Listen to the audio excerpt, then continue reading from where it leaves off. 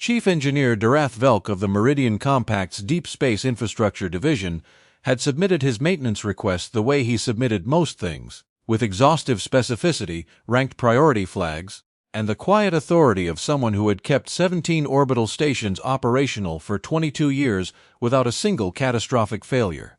He had requested a coalition repair specialist, someone certified, someone with documented experience in zero-atmosphere pressure systems, preferably with dual rating in thermal regulation and coolant dynamics. Someone who would not, under any circumstances, create additional problems while solving the existing one. The Coalition Assignment Office had reviewed his criteria and sent him Noel Gareth. The transfer documentation described Gareth as a Level 3 field technician with 8 years of service. There was a photograph attached. A lean man in his mid-30s with the kind of unremarkable face that forgot itself easily, wearing a standard-issue gray maintenance jacket that had been washed too many times.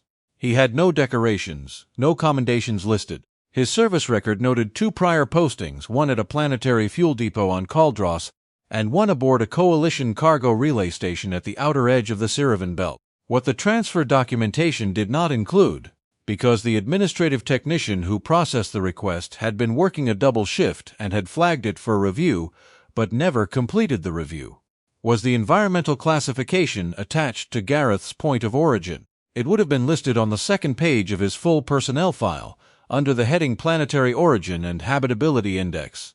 Earth, Class 4 Deathworld. Velk had met Gareth at the airlock of Meridian Station Vorra at 6:00 station time. He had expected someone who looked like the equipment he was being sent to fix. Heavy, armored, built for difficult conditions. What he got was a man who shook his hand with a firm but unremarkable grip, nodded twice during the 6-minute briefing, asked one question about the age of the primary coupling installation, and then followed Velk down the maintenance corridor, with the specific quality of silence that belonged to people who had already started working before anyone told them to. Velk had noted him as adequate. Meridian Station Vorra was one of the Compact's 3 deep infrastructure relay hubs, a critical node in the power distribution network that fed 6 inhabited systems along the outer rim.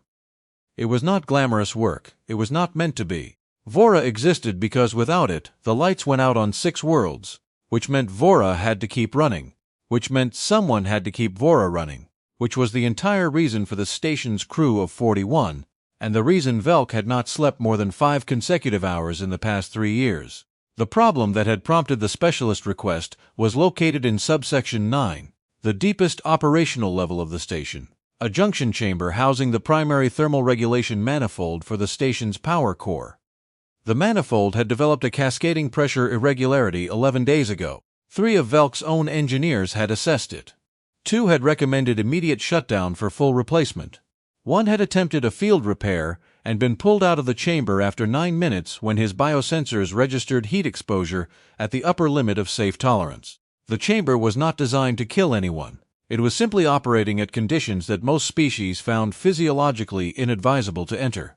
The thermal output from the failing manifold had raised ambient temperature in subsection 9 to approximately 67 degrees Celsius. The atmosphere was breathable, technically, in the same way that a great many things were technically survivable if you did not linger. The pressure differential between the junction chamber and the adjacent coolant loop had created a secondary effect, a low-frequency resonance in the deck, plating that the station's structural analysis software classified as non-critical but that produced, in practice, a constant vibration that several crew members had described as deeply unpleasant. The Coalition had sent a replacement manifold assembly on a cargo shuttle that was still 4 days out. Velk needed someone to hold the existing system together until it arrived. He had explained this to Gareth in the briefing. He had used the phrase temporary stabilization 4 times, and had included a detailed schematic of the manifold's current failure cascade, which he had spent 40 minutes preparing the night before. Gareth had looked at the schematic for about 30 seconds, and then asked if the original installation was compact standard or modified. Velk had said modified. The previous chief engineer, 14 years prior, had made certain adjustments. Gareth had nodded in the way of someone filing information rather than reacting to it. The descent to subsection 9 took 12 minutes. The station's elevator systems did not extend to the deepest maintenance levels, which meant the last 4 minutes were on foot through a corridor that narrowed as it went down and grew progressively warmer, in a way that Velk had long since stopped noticing, because noticing it did not help. He watched Gareth as they descended. Gareth did not slow. He did not comment on the heat. He rolled up his sleeves at some point, not in reaction to anything apparently, simply because it was the practical thing to do, and continued walking. At the sealed hatch to subsection 9, Velk stopped. "I'll need to give you the thermal tolerance waiver," Velk said. This was standard. Anyone entering subsection 9 in its current state was required to sign a waiver acknowledging the environmental conditions and confirming they were proceeding with informed consent. It was a coalition safety regulation. It was also, Velk had privately concluded, largely ceremonial, because the conditions inside subsection 9 were beyond what any reasonable certification allowed, and the waiver existed primarily to document that the station's administration had technically followed protocol. Gareth looked at the waiver. He looked at it for exactly as long as it took to read it, which was longer than the 3 engineers before him who had skimmed it. Then he signed it and handed it back. "The coupling age matters," he said. "If the original installation was modified and it's more than 12 years old, the thermal expansion tolerances are going to be running outside spec on the secondary bypass. That's probably where the irregularity is originating, not the manifold itself." Velk stared at him. "My engineers assessed this for 11 days. Your engineers were working from the manifold outward," Gareth said not unkindly. "I'm guessing they were also spending a lot of time managing their exposure limits." He was not wrong. Each of the 3 engineers had been operating under strict time constraints, rotating in and out to prevent sustained thermal exposure. The deepest any of them had gotten into the diagnostic sequence was approximately 40% of the full assessment. Gareth picked up his tool case. "I'll check the secondary bypass first." Velk opened the hatch. The heat came out in a wall. Gareth walked into it. Velk stood at the threshold and watched him go. The thermal monitoring system embedded in the corridor wall registered the internal temperature of subsection 9 at 68.3 degrees Celsius at the time of entry, which was slightly elevated from the previous day's reading, and which the system had flagged with a warning indicator that had been yellow for 4 days, and was considering becoming orange. Station Security Officer Preth Omas arrived at the hatch 11 minutes later, having been notified by the automated safety system that a personnel entry into a restricted environmental zone had occurred without a second observer present. This was another coalition regulation. Velk had forgotten about it. He was still standing at the hatch. "How long has he been in there?" Omas asked. 11 minutes, Velk said. Omas checked the thermal readout. She was Thalvian, and Thalvians had an instinctive, visceral stew high-heat environments that was not quite fear and not quite aversion, and was very difficult to explain to species that did not share it. The readout said 68.3. She looked at Velk. "The last engineer lasted 9 minutes. "I know," Velk said. At 17 minutes they heard sound from inside the junction chamber. Not distress, tool sounds. The specific rhythm of someone working through a diagnostic sequence. The particular cadence of removal, assessment, reconnection, test, that people who had done a job for a long time developed without realizing it. At 23 minutes a voice came through the internal comm. "Chief Velk." Velk triggered the intercom. "Here, the manifold isn't your primary problem. You've got a failed expansion joint on the secondary bypass. It's been compensating for the manifold irregularity for probably 6 months, and it finally hit the end of its range. The manifold is showing stress from the compensation load, but it's structurally sound. You don't need the replacement assembly." Silence. The replacement assembly was aboard a cargo shuttle 4 days out and had been ordered at significant expense through the Coalition's emergency procurement channel. "I need a Type 7 compression sleeve and about 40 minutes, Gareth continued. "The sleeve should be in your standard parts inventory under thermal-rated fittings. I can hold the bypass stable until the sleeve is installed." Velk turned to Omas. Omas was already on her communicator, pulling up the station's parts inventory. "You have 3 Type 7 sleeves," Omas said, in a voice that suggested she was having difficulty processing the information. "Send one down," Gareth said. "And if someone has a second toolkit, I could use an 8mm torque driver. Mine is the wrong calibration for the modified coupling." Velk sent the sleeve and the driver. He also sent one of his engineers, Dos Farrell, who was the least heat-sensitive of the 3 who had attempted the prior assessment. Farrell lasted 4 minutes inside the junction chamber before his biosensors flagged thermal exposure, and the automated safety system required him to exit. In those 4 minutes, he had gotten close enough to see what Gareth was doing. When Farrell came back through the hatch, his expression was the specific expression of an engineer who has watched someone do something that technically works and cannot immediately identify why it is not in the manual. He's doing it by feel, Farrell said. Velk looked at him. What do you mean by feel? The coupling is the modified section. The tolerances are off standard, right? So you can't use the standard pressure gauge readings to calibrate the compression fit because the reference values are wrong. He's using the gauge as a relative indicator and calibrating the actual fit by tactile resistance. Farrell paused. I've never seen anyone do that outside of a training simulation. You'd have to have a very specific kind of hands-on experience with how materials behave at high thermal load to know what you're feeling for. Does it work? Velk asked. Farrell considered this. He hasn't caused an explosion yet. At 51 minutes after initial entry, the thermal monitoring system registered a change. The temperature in subsection 9 dropped 4 degrees in 6 minutes. Not a system failure, not a blowout, but the specific thermal signature of a pressure system, stabilizing after a successful repair. The resonance in the deck plating, which had been present for 11 days, stopped. Velk felt the absence of the vibration before he consciously registered it. He had been living with it for so long that the silence felt briefly wrong. The way a sound you've adapted to feels louder when you notice it's gone.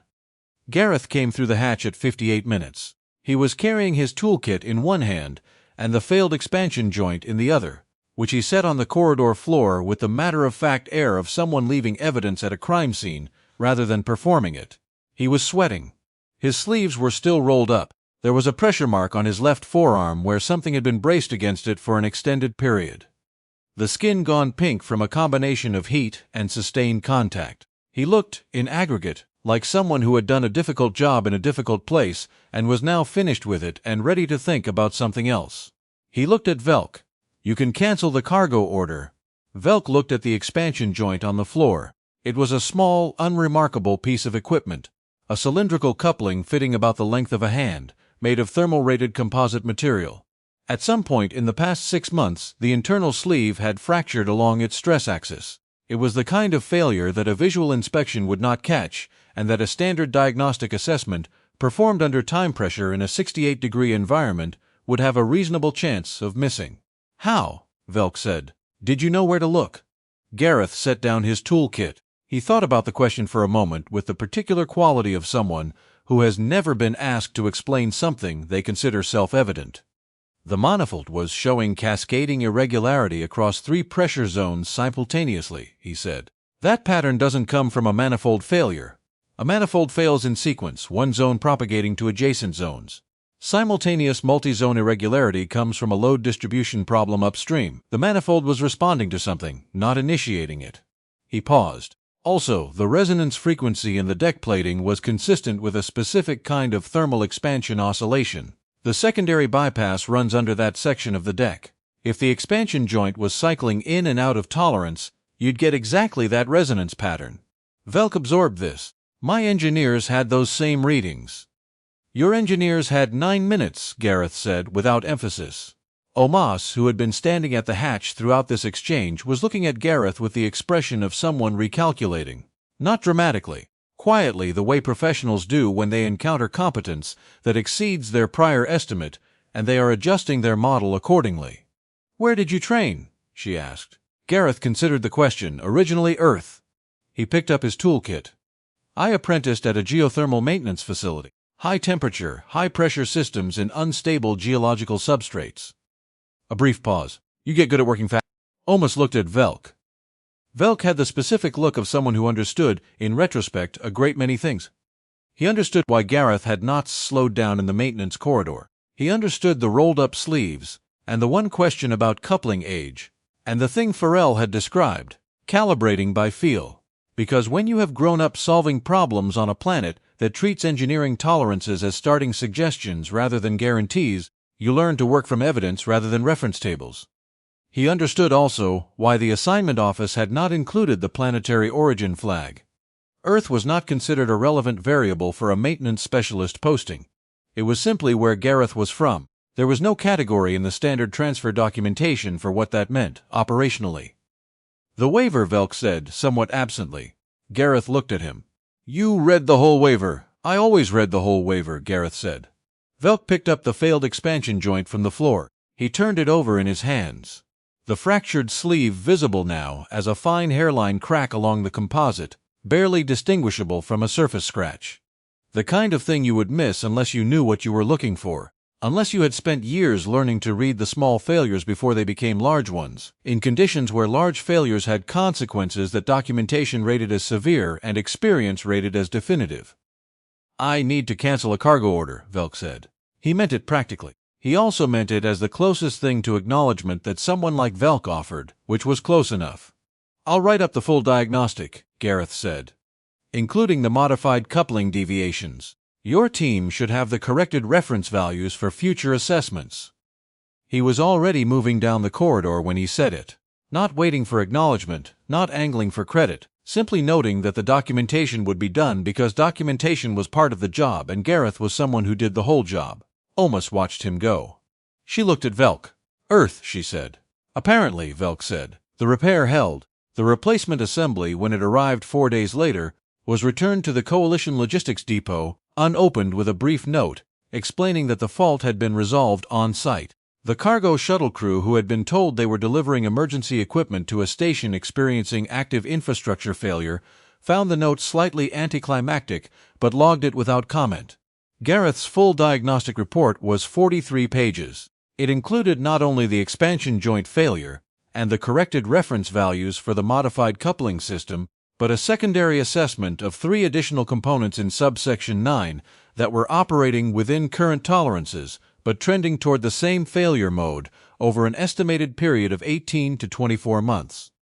2 of those components had not been included in any prior maintenance assessment. Gareth had identified them while he was waiting for the Type 7 sleeve to finish its thermal seating cycle, because he had been inside the junction chamber anyway and his exposure timer had not yet flagged him. He had not mentioned this while it was happening. He had simply done it and included it in the report. Chief Engineer Velk submitted the standard post-assignment performance review 7 days after Gareth departed for his next posting. The Coalition's review system had a 5-point scale and a text field for additional comments. Velk filled in the maximum score across all categories, which he had done for 2 engineers in 22 years. In the text field, he wrote 112 words, which was also unusual, because Velk's prior reviews averaged 31. The final line read, "Recommend immediate flag review of origin classification disclosure requirements for specialist postings." Gareth's Earth classification was not included in transfer documentation. This was an administrative oversight. It was also, as it turned out, not a problem, but I would like to have known. The review was filed, processed, and added to Gareth's service record, which now ran to 6 pages. On the second page, clearly visible, was the planetary origin classification, Earth, Class 4 Deathworld. No one had flagged it as relevant before. Someone made a note to flag it going forward.